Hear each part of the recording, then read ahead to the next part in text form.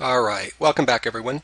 My name is Dwight Duffie, and this is the online lecture for Chapter 4 in the Discovering Computers 2012 book. If you're following along in an earlier edition of the book, even 2008, 2010, I think you'll find that the book follows along pretty closely here.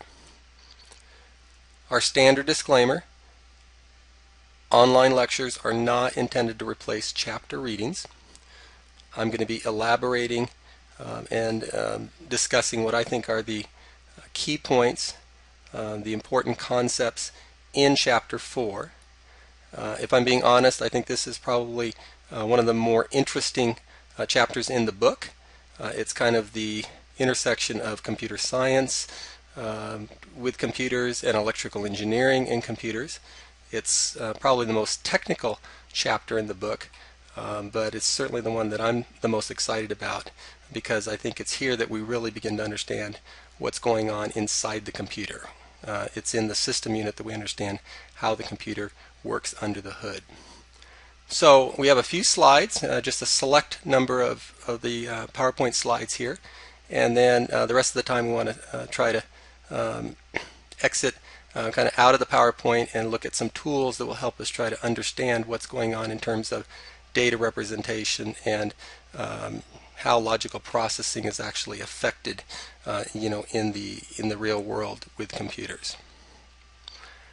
Alrighty, so let's get started here. If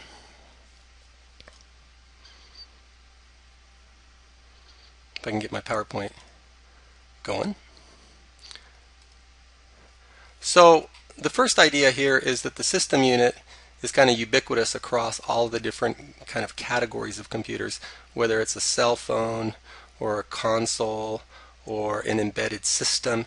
It's not just things like tablets and laptops and desktop computers, but it's things like digital cameras and televisions and CD players, your 13 or 14 different digital systems that are in a modern automobile. The analog brake system is controlled by a chip. Your supplemental restraint system, your fuel injection, your navigation system, all of these different systems, right, are controlled by some sort of a chip, some sort of a little motherboard. My washing machine and dryer has a system board in it. So the system unit is not just talking about the traditional personal computer. We're talking about any type of system that's based on digital processing. So that's kind of the first thing. That's just kind of a high-level idea here.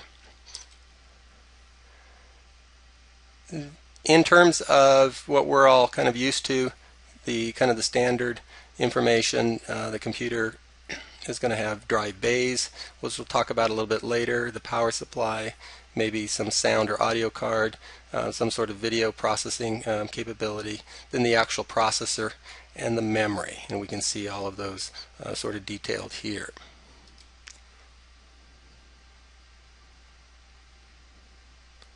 And we know that the traditional motherboard contains the CPU chip, and there's a bus that carries the bits or the data from the memory and other locations on the motherboard.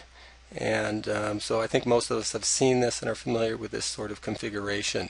It's interesting to actually take a look at a motherboard close up, and you can see all the gold etched lines, usually on a green or gold board that's making up the actual motherboard.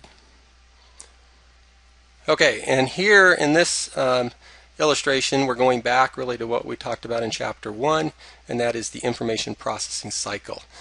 We have input devices or components, we have memory, and we see here now we have kind of expanded this to include the processor and its two parts, which is the control unit and the arithmetic logic unit. We have our output devices and we have our storage devices, and data goes in and information goes out, and what flows through the system is binary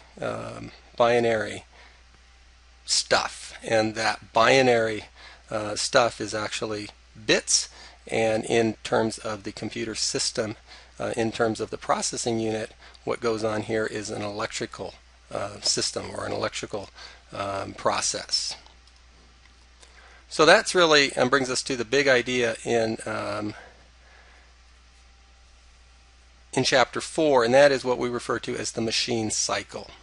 And it looks a little bit complicated here.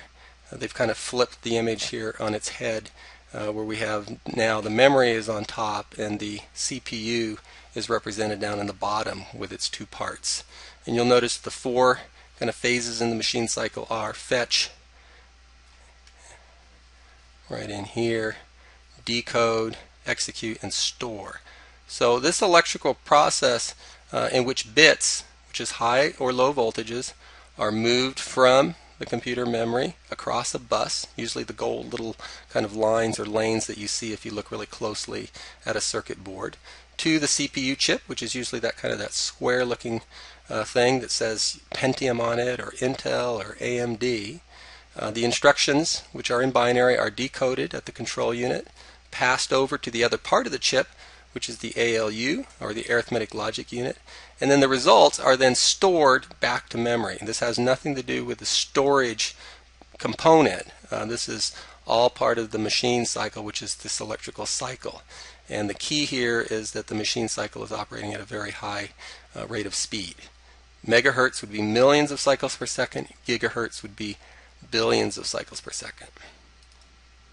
So if I go back to the previous chart for just a second, let me see if I can annotate this. Get some, maybe some blue ink.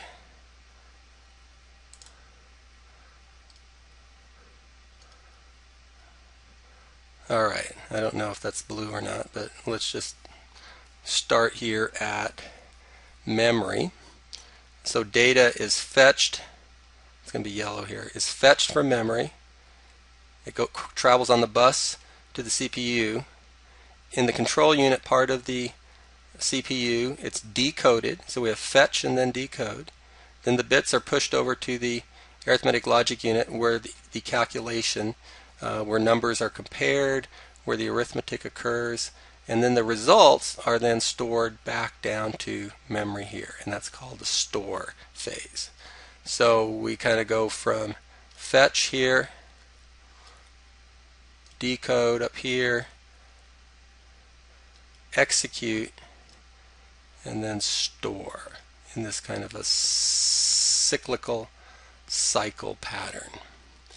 The bus carries the bits, and there's other buses, right, that handle input and output and graphics and storage and that sort of thing.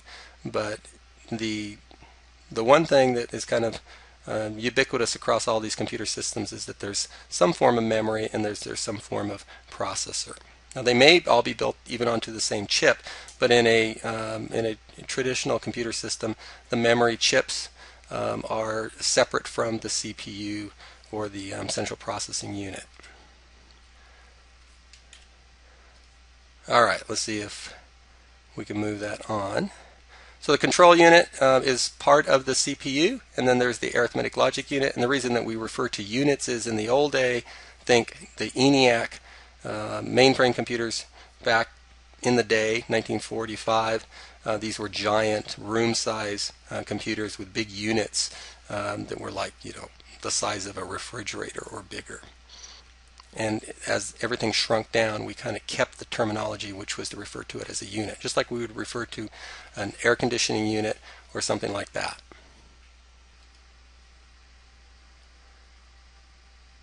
Alright, so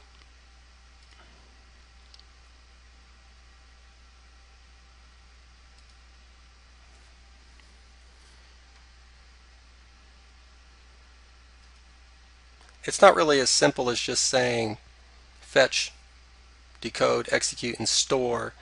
Modern computer systems have multiple cores.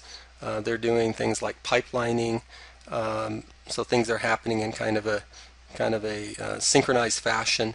But the same basic phases are still in play, whether it's the little chip that is in your fuel injection system in your car, or that is routing the phone calls that you're making, or that's in your cell phone, or that's in the remote control. It may even be built right into the end of the cable that you have plugged into your computer.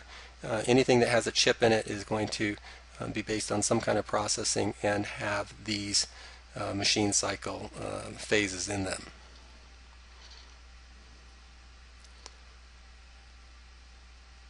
Alright, so we'll get into this here, hopefully in a little bit more graphical way so that we can understand what's actually going on. The processor contains registers that hold the data, and remember the data is binary, zeros and ones, which in the processing unit is represented as high and low voltages. Remember, binary can be represented in different forms. High and low voltages is one way, and that's what happens in the processing unit. But if we're storing something, those zeros and ones may get converted to maybe negative and positive magnetic charges. Or if we need to move those bits across a network, we might use optical intensities of light to represent the two states, the 0 and the 1. If we have a wireless network or a cell phone that we're trying to move data to or from, then we may be working with radio frequencies. An old-fashioned modem might represent the data, the zeros and ones, as different frequencies of sound, and modulate and demodulate, which is where we get the word modem from. So all of this is happening, and the pace at which the bits move through that machine cycle that we were looking at is called the clock, or the clock speed, and it's measured in megahertz or gigahertz. Gigahertz meaning billions of cycles per second, and megahertz meaning millions of cycles per second.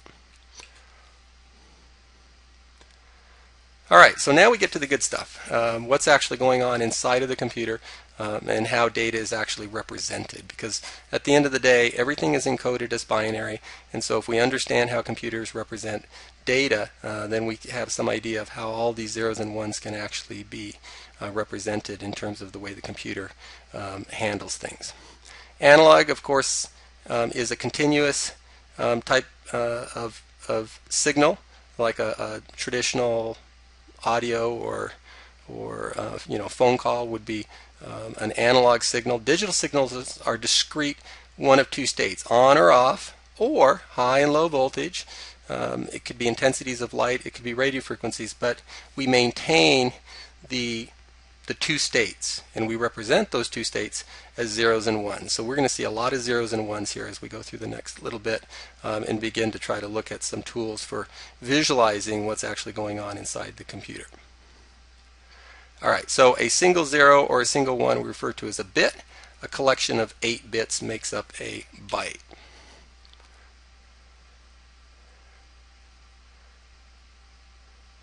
Okay, so even if you look around you, you'll probably find a number of devices just on your computer which you are represented with a 1 and a 0, meaning on and off. You notice the power switch here in the illustration. Look at your printer or even your CPU or computer or your cell phone. There's a good chance that you'll see a little symbol which is the 0 or the 1. Now the actual data being either on or off for individual bits, this is where most people's kind of eyes glaze over and people kind of think, uh-oh, here we go. We're kind of going down into the rabbit hole of binary computer representation. So we want to take a few minutes and make sure that we actually understand what's going on here, because this is really what it's all about as far as understanding the technical part of Chapter 4. And if you understand this, then we understand what's actually going on in any kind of computer system, whether it's an embedded system or a traditional computer system or a mobile system or whatever it is. Alright, one of the simplest and most common encoding schemes simply tells us that we can represent characters and numbers through a pattern of zeros and ones. And that is arbitrary and makes sense. 0, 1, 0, 0, 0, 0, 0, 1, for example, is A. 0, 1, 0, 0, 0, 0, 1, 0 is a B, and so on and so forth. And this makes sense. I type something on the keyboard, hi mom, the keyboard turns that into voltages. Maybe if it's a wireless keyboard, it gets sent into some sort of radio frequency, it gets picked up by a receiver, gets turned back into electrical signals. Maybe if I want to save it to the disk, it gets turned into magnetic charges, negative and positive. It might get turned into fiber optic light signals, and then on the other end gets turned back into electrical. So the actual encoding remains the same, even though the actual representation may change. So ASCII is just the way that we sort of agree that all computers are going to know that an A is an A and a B is a B and so forth. And we can represent numbers with ASCII, but it doesn't take us to the most important place, which is how do we actually do calculations? How can we compare if two numbers are the same, or if one number is bigger, how can we add up two numbers? This requires what we refer to as binary or Boolean logic, and that's where we're going to be headed. Alright, just a couple of final items from Chapter 4 before we get to the data representation and processing elements, and that is a port. That's the point on a computer system in which we can connect a cable or connect another device. And it's an important idea because a lot of the binary data that moves from component to component is going to be handled through ports, and a lot of these ports will maybe convert something to analog, and then on the other end maybe things get converted back to digital. So we have our USB ports, we have our microphone port, speaker port, printer port, serial port, S-video port, so on and so forth. So this is really how we kind of extend the binary, if you will, right, to get from one place to another, to maybe another component. And the ports can be on the front, can be on the side, can be on the back. So we have all these different ports. The other thing is this notion of buses. And a bus is simply the data lines, the little gold lines on a motherboard that take data from one place to another place. It could be a 16-bit bus, a 32-bit bus. If the memory is on one place on the motherboard and the CPU is somewhere else, somehow that data has got to be able to get from point A to point B and then back, right? Because remember, we have fetch, decode, execute, and store, right? So those bits have got to be able to travel, and those bits then get transformed. The patterns get transformed as it goes through the processing unit, and remember, it's happening at a very high rate of speed.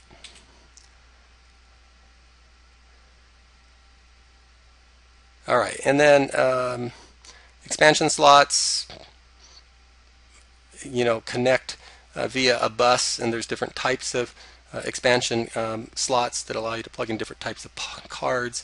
USB ports are a way of extending those with cables. There's AGP ports, for graphics.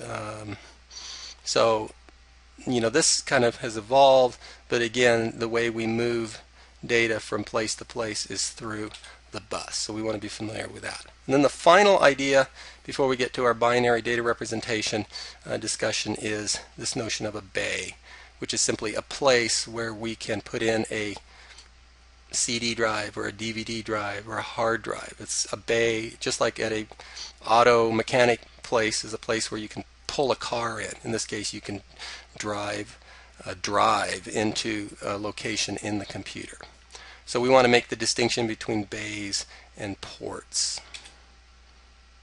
Okay, so that is the end of the kind of the formal lecture, and what I want to do now is take some time to really dig into what we mean by binary and data representation.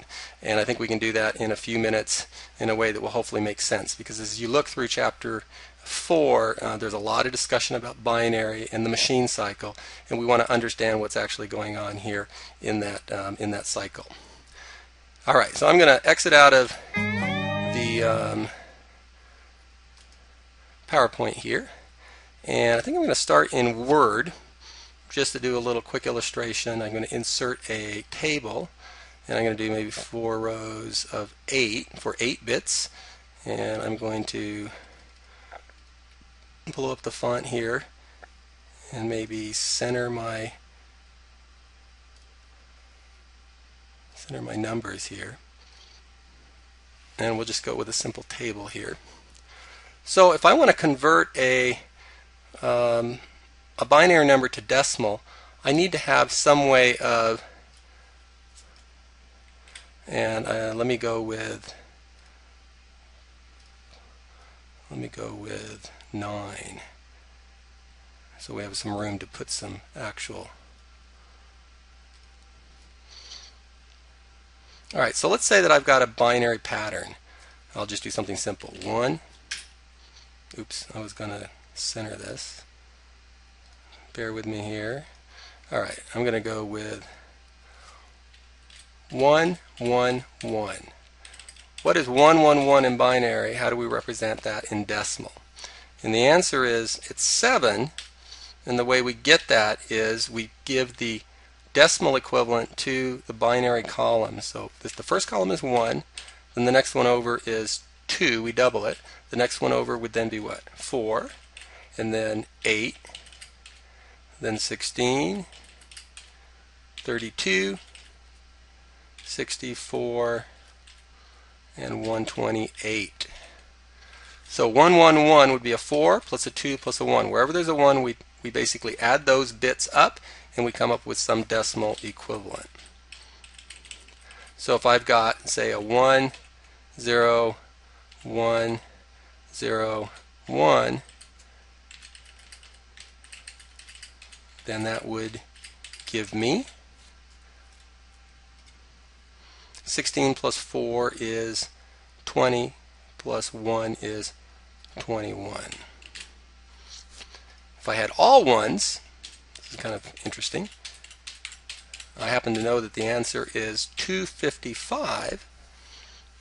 And if all ones is 255, and again, the way I get that is 128 plus 64 plus 32 plus 16 plus 8 plus 4 plus 2 plus 1. Excuse me, I'm going to cough here. If I take out a 2, right, replace the 2 column with a 0, then I would subtract 2 from 255 and I'd get 250 what?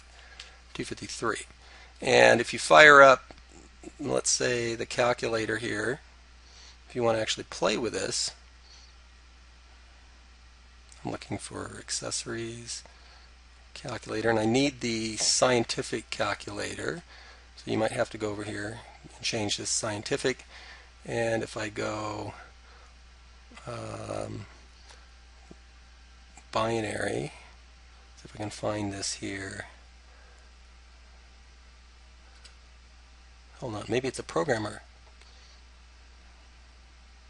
Yeah, I'm going to change this to binary. On an older calculator, it might be the scientific calculator. But I'm going to go 1, 1, 1, 1, 1, 1, 1, 1, right? 8 bits. And then I'm going to convert it over to, and I'll click on decimal, and it tells me it's 255, right? Go back to binary. If I maybe change,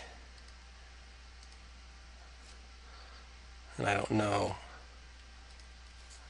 1, 1, 1, 1, 1, 1, 0, 1, and I click decimal, it's going to give me the 253. So we can actually see that kind of at work. Now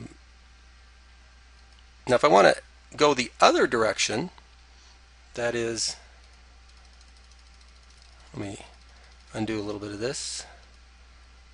Oops, redo, wonderful. There we go. If I want to go the other direction and I have a decimal value, I'm just going to pick a number here, 23,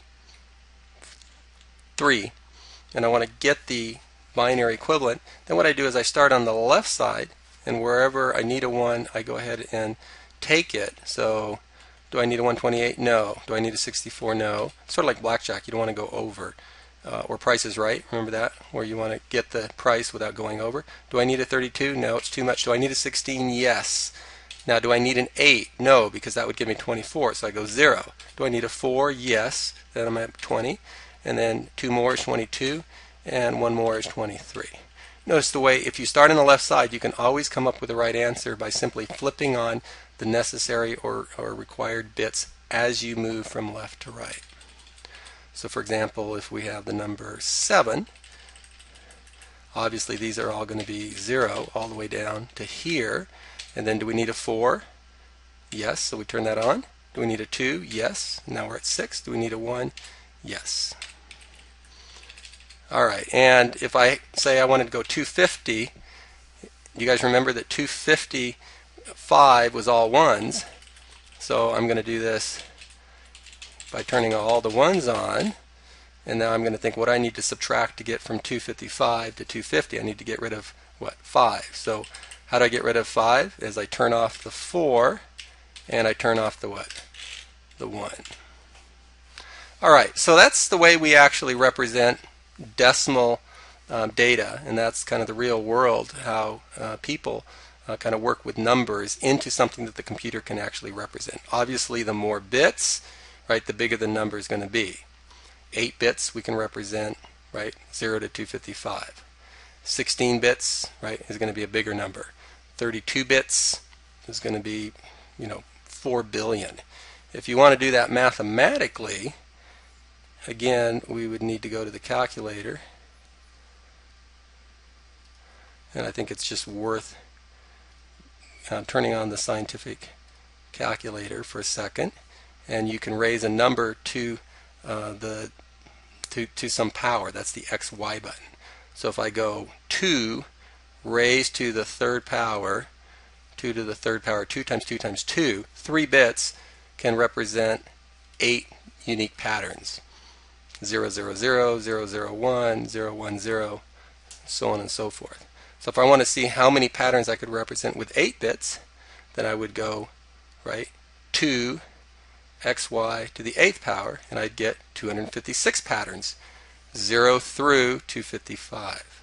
If I wanted to see what I could do with, say, 24 bits, we've all heard of 24-bit color, then it would be 2 xy to the 24th power, and we should get somewhere close to 16 million, which is how many colors we can represent on a 16 or 24-bit color monitor.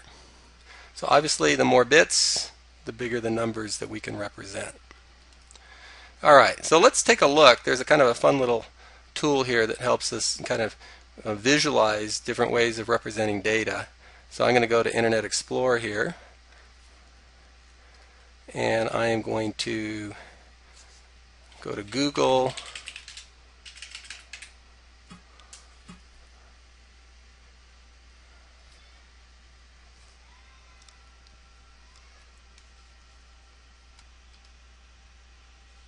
Alright, so from Google I want to look for something called the data, if I can spell, representation applet. And it's going to be a little hard to see, but it'll be the first link that will come up. And I like this. You have to have Java enabled. It lets us represent a 32-bit number. It starts out with binary all zeros, which we can see here on the screen. Or I can click on all ones. It'll light up all the ones. Or I can click random and it'll pick some random value. I can go, and 32 bits will give me 4 billion combinations, believe it or not. Or I can do some user input. So let's say that I want to put in a base 10, which would be a decimal number, and I'm going to put in 250.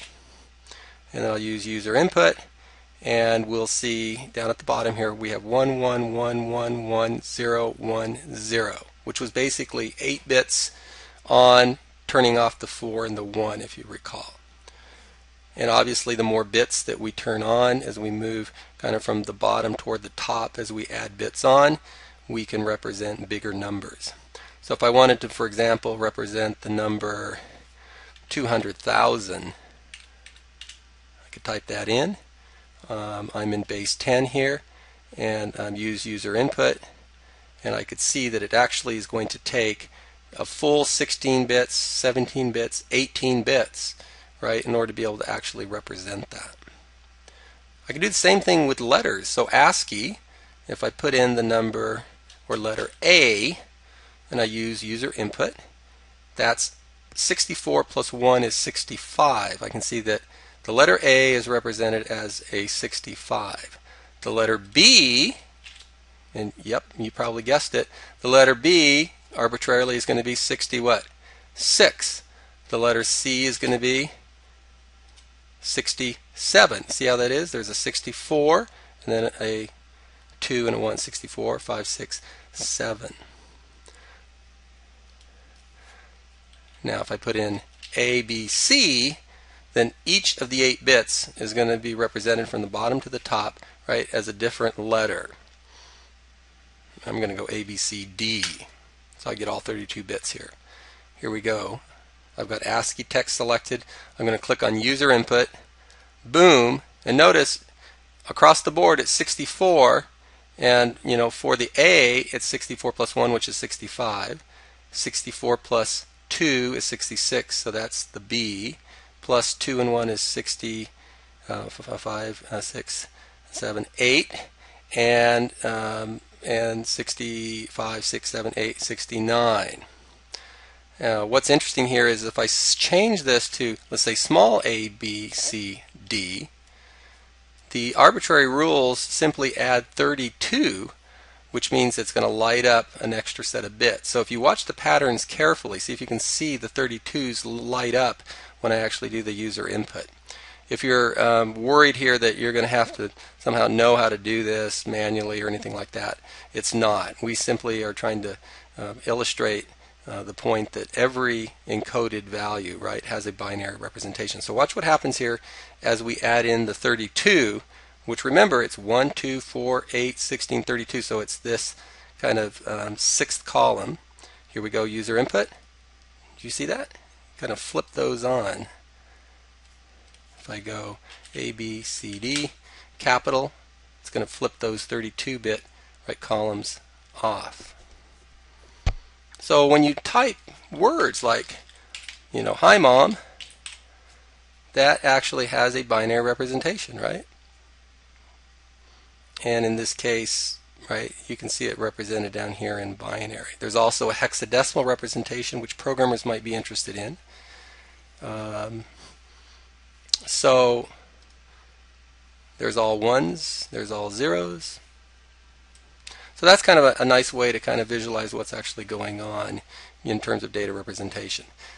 None of this really explains what actually happens in terms of the processing. How can a computer add up two numbers? How can a computer actually, logically determine that, one number is bigger than another, right? That's sort of, right, a mystery here that we need to get to, which is the next thing and the last thing that we're going to talk about in this lecture. So processing in computers is accomplished through, of course, transistors, and the transistors can be etched into silicon, and we can have hundreds of millions of these transistors etched into a very small space, into a chip. This is the way we store data in terms of memory. It's also the way we create the circuits that actually do the calculation and the thinking in a computer. So in order to kind of just scratch the surface on computer processing, we're going to look at another little applet created actually by the same guy that created this data representation applet, and it is called X Logic Circuits. So if you have a Java enabled computer, whether it's a Mac or a PC, if you Google for X Logic Circuits, and you may be required to do a lab in this depending on what course you're taking in viewing this lecture in conjunction with.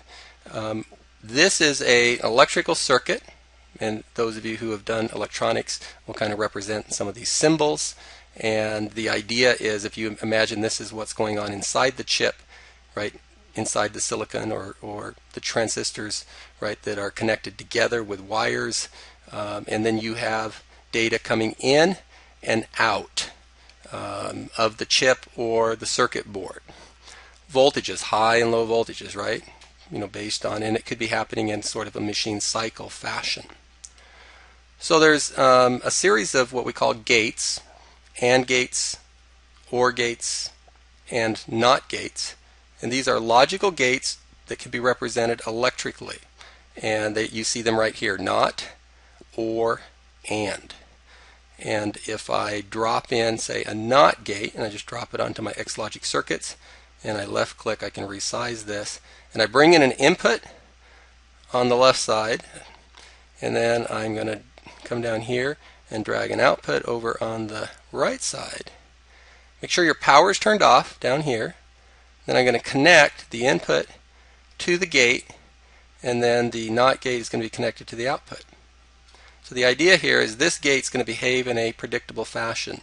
If I turn the power on, low voltage in results in high voltage out. Low in is inverted to high.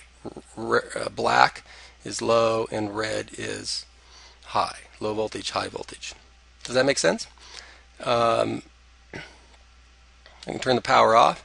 I can clear this board. I could bring in an AND gate. Now, how many inputs do I have here? I've got 2 inputs, so I'm going to bring those in, and I need to drag this output node. I'm going to now connect my 2 input nodes. You could think of these as kind of the pins on a chip going inside and then kind of into what's mysteriously happening inside the chip.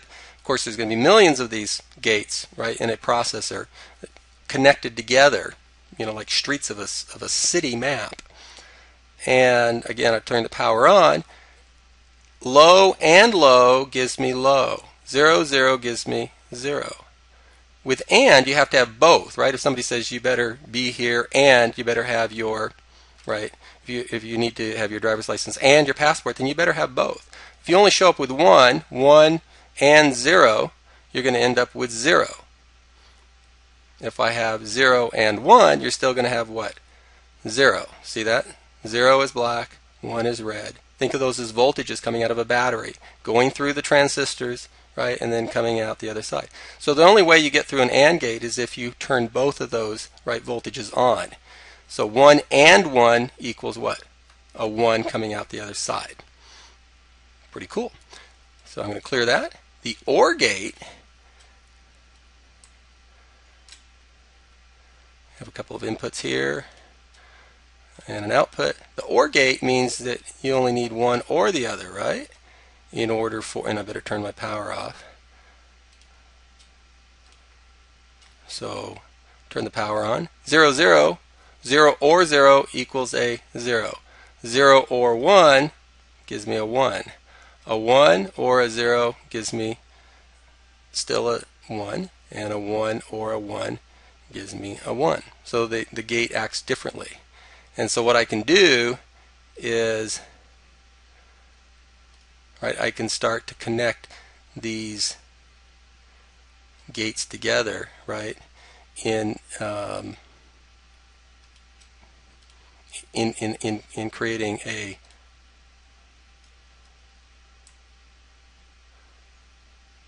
circuit, right, that will behave in a particular fashion.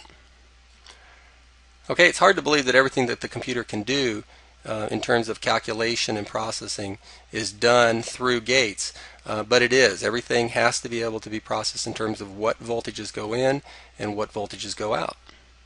So, I mean, if you think about it, we know how to represent the number 2 and we know how to represent the number 3, so we'd need a circuit that would take the binary for 2 and then the binary for 3, and then it would give us a different binary pattern that would come out the other side of the chip, which would give us the binary for 5.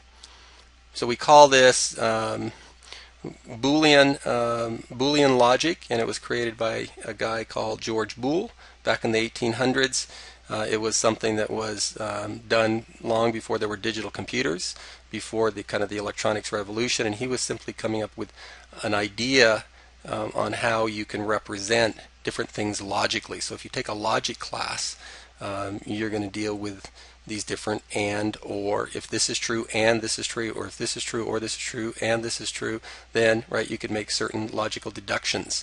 And that is exactly what the computers did, is they took his theory of logic, right, his Boolean or 0-1 algebra, right, and they basically replicated that into computer or electrical circuits.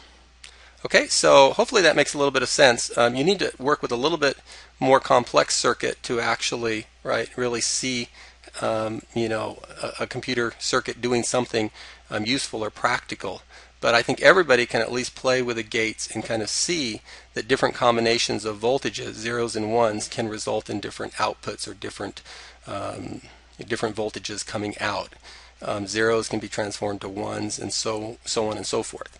And if we understand that everything that the computer does, whether it's video, audio, words, graphics, right, has to be represented in terms of zeros and ones, we begin to get an appreciation of what the computer is doing, whether it's the cell phone or the chip that's in, right, the automobile or in your coffee machine that's actually doing processing, it's still based on this same idea. If I, just to close here, if I go back to Google for a moment and look at some images of the ENIAC,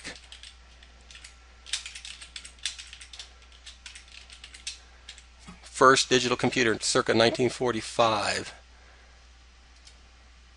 All right, kind of incredible devices.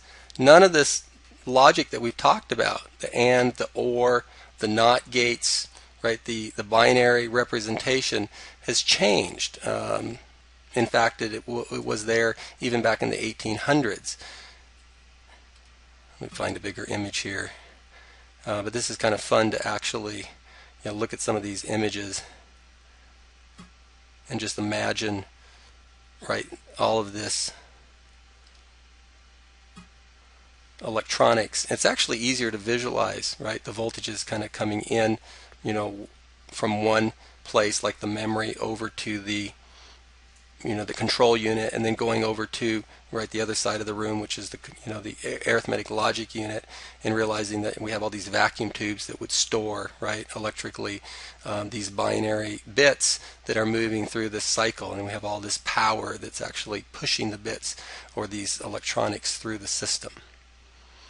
All right, so I think that's a good introduction to Chapter 4, to binary, to data representations, and to beginning to understand how a computer can use logical gates and or not to be combined together to actually process and represent the things that computers do.